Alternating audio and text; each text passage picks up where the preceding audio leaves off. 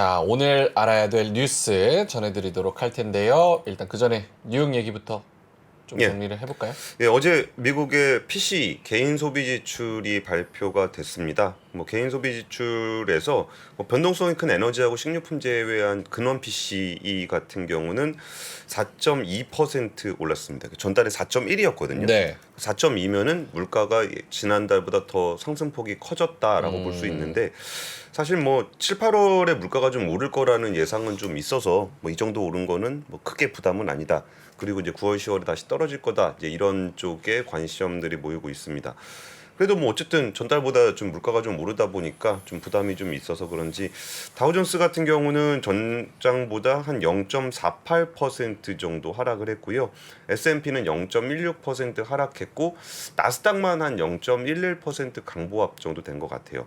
그러니까 전반적으로 좀 매크로적인 측면에서는 뭐 큰 변동성을 보였다고 보기엔 좀 어려운 것 같습니다. 그리고 이제 고용 보고서도 나오니까 요거 네. 보고 가자 뭐 그런 거 있을 것 같습니다. 요거 예. 나오고 나서도 저는 페드와치를 좀 열심히 봤는데 예. 오히려 11월에 금리 동결될 확률은 조금 더 올라가서 60%까지 올라갔습니다. 59.9%까지. 네. 네. 그리고 사실 이렇게 요즘에 이제 좀 완연한 개별 주식 장세가 됐잖아요. 네. 그래갖고 뭐 매크로를 뭐 굳이 이렇게 봐야 되나 그런 생각들 하시는 분들도 계실 것 같은데 그리고 뭐 중장기적인 가치 투자를 얘기하기가 좀 무색할 정도로 좀 그 시장의 가치하고 가격이 좀 많이 다르게 움직이고 있는 상황이기는 해요. 근데 제가 좀 그 잘 아는 정말 이렇게 전업으로 데이 트레이딩 하시는 분 네. 계시거든요. 그분 꽤 잘하세요. 음. 근데 그분이 그렇게 매크로를 챙겨봐요. 오. 그래서 왜 그렇게 매크로를 챙겨보세요? 그랬더니 데이 트레이딩에서 많이 먹고 적게 잃으려면은 매크로 보고 있다가 그날 장 분위기 좋을 때 세게 들어가고 근데 매크로가 좀 장이 약하겠다 싶으면 그때는 좀 보수적으로. 어허. 그렇군요. 예, 그리고 그분은 이렇게 만나면은 종목 추천 엄청 해줍니다.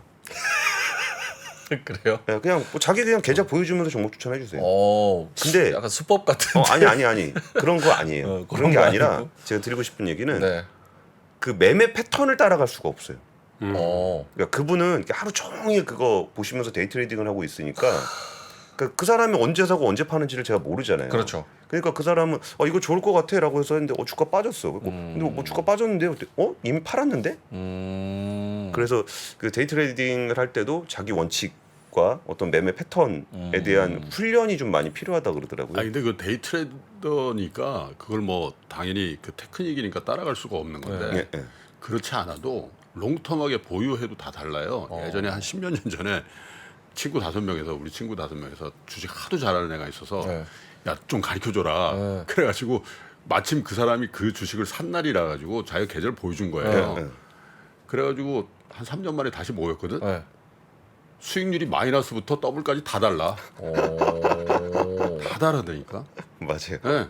네. 자기가 사야 돼요. 자기 따라 사면 안 돼. 자기가 자기 확신 가지고 사야 자기 돼. 확신 가지고. 옛날에 그런 얘기 있잖아요. 매수는 기술, 매도는 예술. 이런 얘기 있잖아요. 언제 파냐에 보통 따라서. 물렸을 때 그런 얘기를 하죠. 예, 첫 번째 뉴스 전해드리겠습니다. 9월 1일을 맞아 특집 뉴스. 네. 9월 위기설. 9월 위기설? 네, 또 9월. 위기설? 9월인데 지금? 그러니까 9월 되면 항상 위기설이 나옵니다. 그래요? 8월 위기설, 3월 그래서 위기설. 이제 9월 위기설에 이제 너무 시끄럽게 9월 위기설이 떠들게 되면은 좀 공포심을 가질 수 있으니까 네. 9월 위기설이 얘기 나올 수 있는 그 맥락들을 조금 설명을 드리려고 9월 위기설을 준비를 했습니다. 일단 9월 위기설 중에 제일 대표적인 9월 위기설이 코로나19 자영업자 대출 만기 끝. 이 제도가 9월입니다 이게. 네. 2020년 9월부터 해가지고 지금 이렇게 계속적으로 연장이 돼 왔는데 이번에 좀 만기가 되면은 그 이자 상환 같은 거를 이제 해야 된다. 연장 안 해준다 연장 이거죠? 안 해준다. 이자 유예를 안 해준다. 그 규모가 한 76조 2천억 정도 되는데 그 규모를 갚으려 그러면 그동안 안 갚고 있던 사람들이 갚다가 이제 부담이 높아져서 연체율이 높아질 것이다. 이런 위기설인데 사실 이제 금융당국이 이번에 또 얘기하는 게 그 일괄적으로 다 만기 그냥 끊고 그러지는 마라라고 좀 유도를 하고 있고요. 그래서 이 부분은 한 25년까지도 어느 정도 연장이 좀 될 것으로 보여서 그 전체에서 차지하는 비중이 이제 크지는 않을 것 같아요. 네. 그래서 근데 어쨌든 이 얘기가 나오긴 나올 것이다. 그 9월 위기설이 이제 굶어진다면 이런 맥락으로 나올 거라는 거고 또 하나는 이제 연체율입니다. 연체율. 네, 연체율은 꽤 많이 높아지긴 했어요. 이제 개인사업자 대출 연체율이 지난해 0.2%에서 최근 0.45%까지, 그러니까 2배 넘게 올랐죠. 그리고 저축은행 기준으로 보면은 개인사업자 연체율이 3.31%에서 6.35%로 그러니까 꽤 높은 수준으로 높아졌네요. 높아져 있습니다. 그러면서 올해 들어서 7월까지 개인회생 신청하신 분이 7만 한 500여 명, 전년 대비해서 43% 정도 늘었습니다. 꽤 많이 늘어난 거예요. 그렇네요. 그러니까 우리가 좀 보통 이렇게 잘 살고 좀 괜찮은 사람들만 얘기를 하지 네. 힘든 사람들은 얘기를 잘 안 하잖아요. 그러다 보니까 여기서 뭐 연체가 된다거나 뭐 회생을 신청한다거나 그런 분들의 얘기들이 좀 귀에 주변에 잘 안 들리는데 그 금리가 올라가면 그런 분들이 분명히 생깁니다.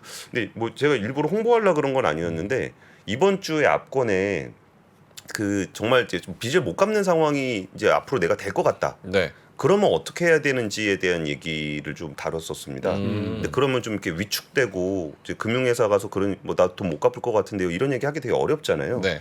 근데 그럴 때 은행 가서 적극적으로 말씀하셔야 됩니다. 연체되고 나면은 돌아오기가 진짜 힘들어요. 예를 들어서 제가 3개월 있다가 연체가 될 것 같습니다.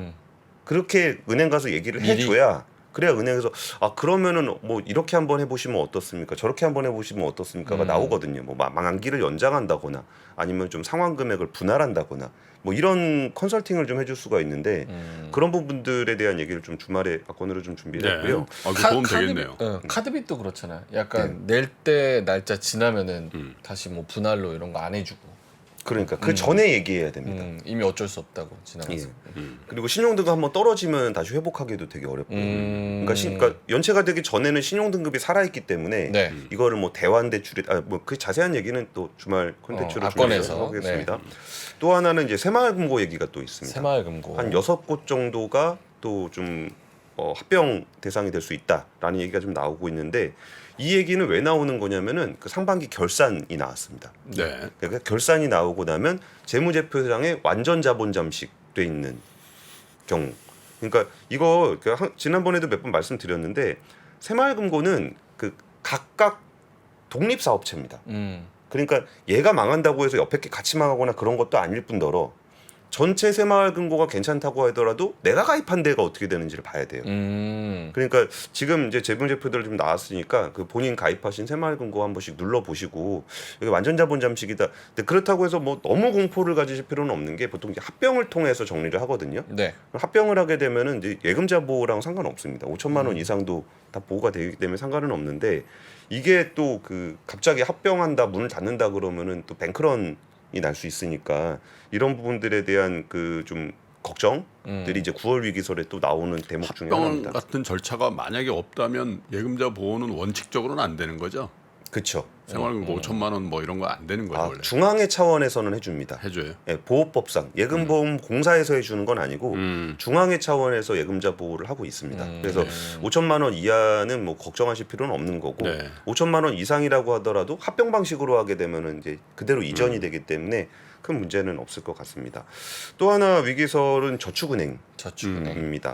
그러니까 2분기에 순이익이 대폭 줄었는데요. 5개 대형 저축은행 SBI, OK, 웰컴페퍼, 한국투자 이거 5개 5대 저축은행인데 여기에 이익 합계가 102억 원입니다. 그래도 이익이 낮네요. 손실난 데가 있죠. 근데 작년 같은 기간에 그 1,900억을 벌었었거든요. 근데 이제 100억 벌은 거고 그 저축은행 SBI 저축은행이 제일 큰데 여기가 작년에 863억 벌다가 올해 68억 원 벌었고요. 그 페퍼저축은행하고 한국투자저축은행은 176억 원, 105억 원 손실을 기록했습니다. 근데 여기서 이렇게 손실 발생하고 있는 거는 두 가지 요인이 있는데 하나는 그 금리가 올라가다 보니까 사람들이 은행이라든지 채권이라든지 이쪽으로 많이 가잖아요.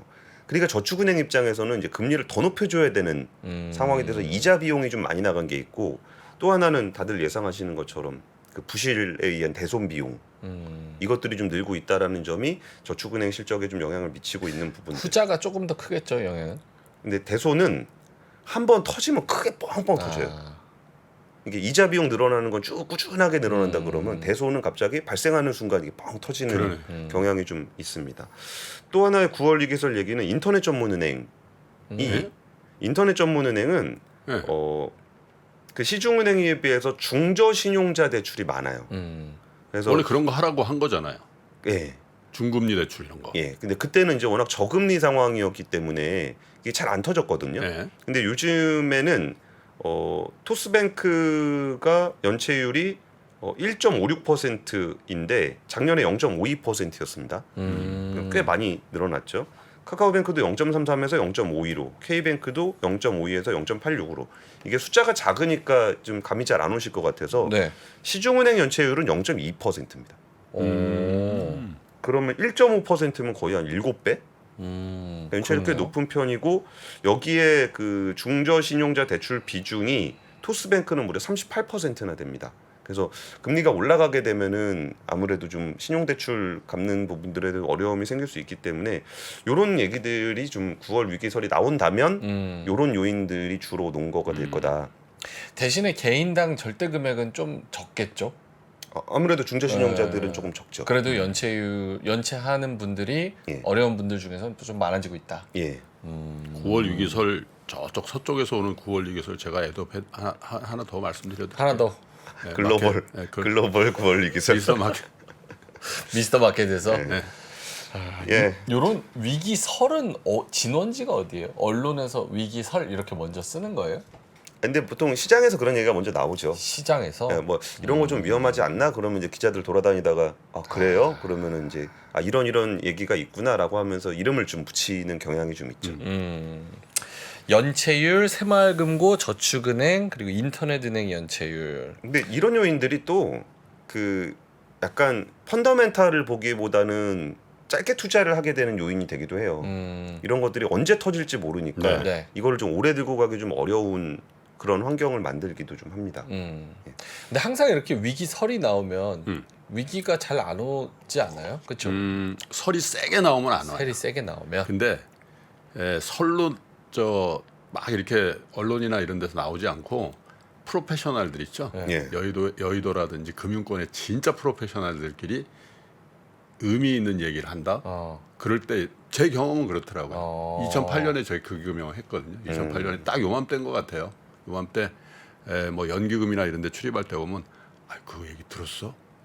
야 그게 그렇게 높은 금리에 나온다던데? 그 표정으로 그거 얘기하지 마 이거. 뭐 이런 식.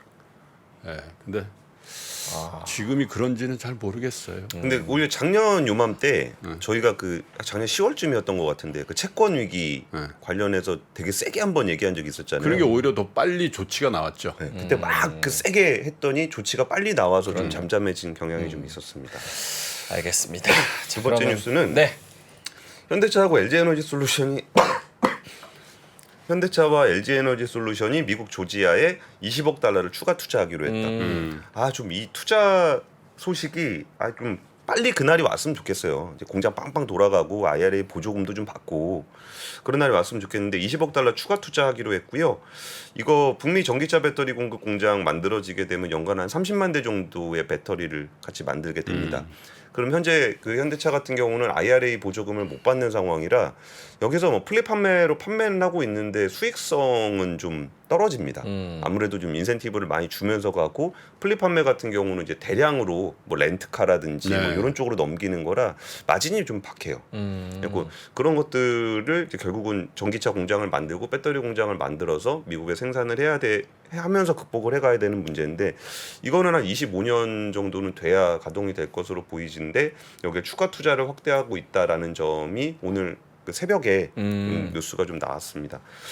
그리고 좀 미국 관련한 얘기를 좀 드리면은 현대차가 요즘에 그 한국에서 노조하고 좀 갈등이 좀 있잖아요. 근데 미국에서도 노조하고 갈등이 좀 있습니다. 근데 사실 현대차 미국 공장에는 노조가 없어요.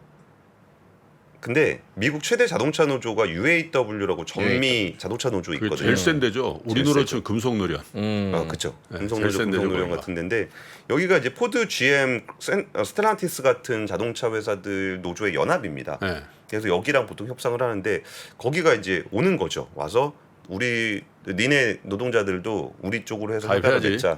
뭐 이런 식의 압박을 하고 있는데 이게 참 그전에는 안 하다가 이게 좀 압박이 강해진 부분에 어떤 요인이 있냐면은 그 GM은 UAW 전미 노조에 가입돼 있거든요. 네.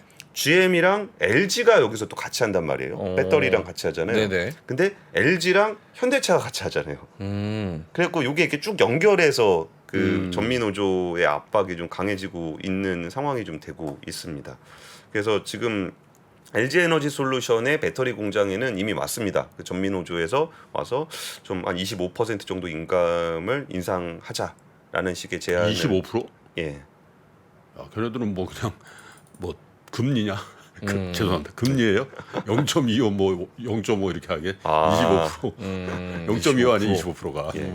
그렇게 해서 지금 그 미국 공장에서는 이런 흐름들이 나타나고 있다라는 소식 좀 야, 전해드리겠습니다. 너무 세다. 25%씩 얘기하는 거는 그죠? 네. 40%까지 들었는데. 뭐 전기차 만들려면 우리도 뭐 테슬라 노조 있어요?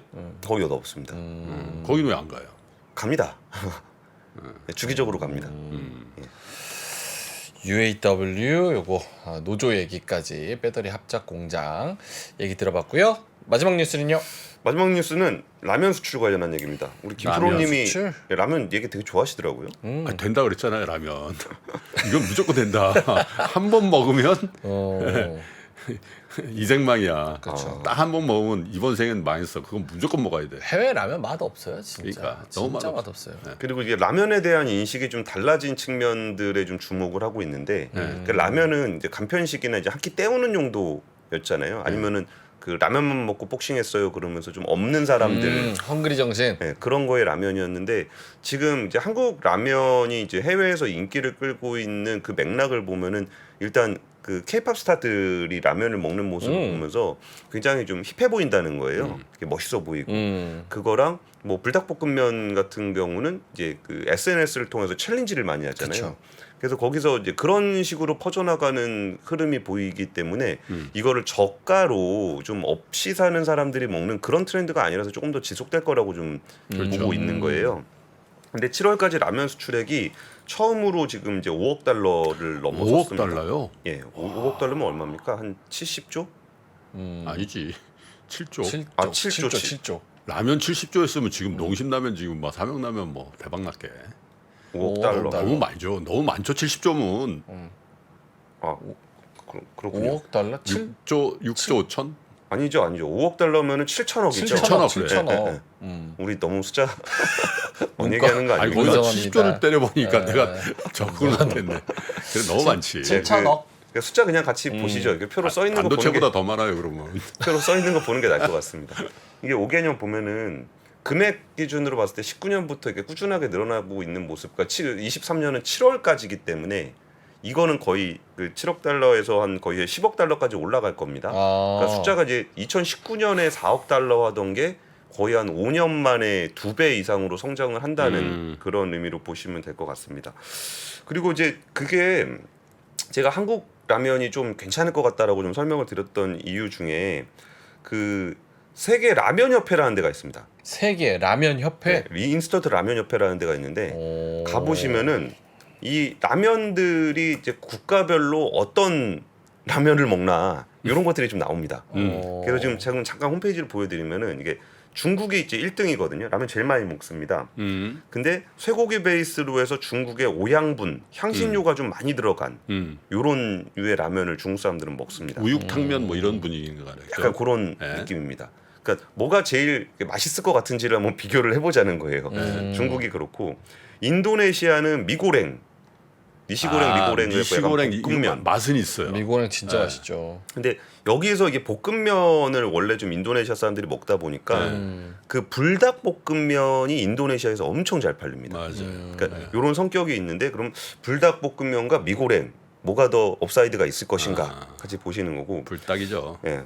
베트남 같은 경우는 그 약간 신맛 나는 그러니까 약간 우리는 매운맛이 있잖아요. 근데 베트남 라면은 조금 이렇게 밍밍한 그런 느낌인데 여기는 물에 라면을 그릇에다 넣고서 물을 부어서 먹습니다. 그러니까 면이 약간 좀 쌀국수 스타일? 쌀국수는 아닌데 밀가루는 맞는데 그러니까 우리 컵라면 먹듯이 그러니까 봉지라면을 뜯어서 그릇에 넣고 뜨거운 물을 부어서 익으면 이렇게 먹는 그런 방식이고 인도 라면, 일본 라면은 다들 아시다시피 그 라면 그건 라멘은 좀 우리가 생각하는 그 라면은 아니잖아요. 그건 아니죠. 약간 좀 설렁탕에 소면 넣은 것 같은 느낌이고 우리나라가 지금 거의 8위 정도에 있습니다. 8위예요? 예, 8위. 수요 기준. 아 수요 기준. 예, 먹는 거 기준. 예, 그래서 우리도 라면 만만치 않게 먹고 있는데 네. 김프로님이 지금 한국에서 라면을 드셔야 되는데 캐나다에 가시는 바람에 정프로. 정프로님 정프로, 아, 네. 예. 거기서 라면 수요가 좀 감소하고 있는 게 아닌가 심히 우려를 보고 있습니다. 네. 어쨌든 그러다 보니까 지금 농심은 미국의 이제 2공장 완공해서 공급량 확대했고 2025년에 또 3공장 지을 계획을 또 발표를 했고요. 그리고 이제 목표는 2030년까지 미국 라면 시장 1위 하겠다. 농심 발표한 내용이고요. 삼양식품 같은 경우도 지난해 5월에 수출용 공장을 따로 만들었어요. 서울 한국에. 예, 밀양에다가 준공을 했는데 그것도 이미 다 돌아가다 보니까 이제 그 부지에다가 2공장 또 신설하는 걸로 하고 있습니다. 그러니까 우리가 2차 전지 소재 공장 많이 짓고 있다는 얘기 많이 들으셨을 텐데 라면 공장도 신설이 좀 되고 있다. 저 요건 또 진입 장벽이 꽤 있다고 봐야죠. 라면은. 네? 라면 새로 들어온 플레이어가 자리 잡기 되게 힘들 걸. 그렇죠. 그죠? 한번 먹던 거 좀 꾸준하게 먹게 그러니까요. 되는 경향이 있습니다. 네. 그래서 여기까지 뉴스 3은 여기까지 하겠습니다. 라면 땡기네요. 아까 세계 라면 협회? 예. 그게 일본 거네요. 일본에서 예, 50 아까 위치가 어디냐고 궁금해하시는 분들이 있어가지고 이런 건 저희가 주도해야 되지 않겠습니까? 그러면 세계 라면 협회는 일본에서 하라 그러세요. 네? 그럼요. 그리고 우리 세계 라면 위원회. 뭐 연맹, 뭐 위원회, 연맹. 막 다채로운 거 뭐 이런 거는 우리가 훨씬 더 핫한 것 같은데. 막 뭐 유튜브에서 막 일본 라면 챌린지 이런 거 하는 거 별로 못 본 것 맞죠. 같아요. 그렇죠? 근데 그 먹방의 대부분 소재가 라면이잖아요. 라면. 먹방 저도 그런 거 잘 안 보는데 네. 와, 진짜 대단하게. 근데 그게 이제 미국 사람이나 이런 사람들이 한국 먹방을 보면은 네. 우리로서는 와 저걸 어떻게 한꺼번에 먹지 그러잖아요. 근데 미국의 거한들 있잖아요. 이런 사람들은 내가 한번 먹어봐. 요런 걸 호승지 씨면 자극해요. 푸드파이터들. 아무것도 아닌 것처럼 보이거든 그런 정도는. 그 찌양 먹는 거 보면은 와 진짜 많이 먹죠. 저렇게 야리야리한 여성분도 저만큼 먹는데 나는 큰일 납니다. 그분은 알겠습니다. 선수니까. 그분 선수죠. 네. 프로시니까. 알겠습니다.